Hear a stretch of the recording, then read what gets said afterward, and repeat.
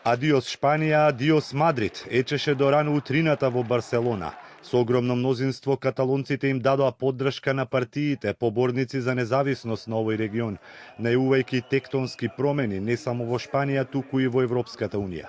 Estem molt contents perquè tenim la majoria absoluta del Parlament, la qual cosa podem tirar endavant el procés i aconseguir que Catalunya sigui un estat independent.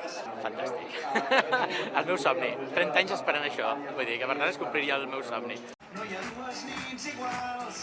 Исполнете и сонот на председателот на Каталонија Артур Мас. Двете главни партии освоија вкупно 72 места во 135 члени од регионален парламент, а тој вети дека во наредните 18 месеци ќе ја направи Каталонија независна држава, зашто, како што рече, понудата на Мадрид за поголема автономија не е предмет на интерес. Com a demòcrates hauríem acceptat la derrota, ara demanem que els altres acceptin la victòria de Catalunya.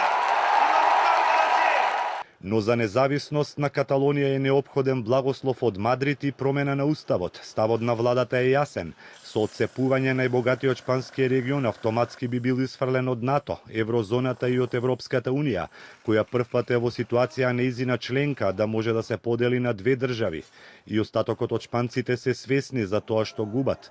Ако се има во предвид дека Каталонија чини 20% од шпанското БДП и е со економија еднаква на онаа на Данска или Финска. Esta noche mismo tomar el mando de Cataluña con el ejército allí.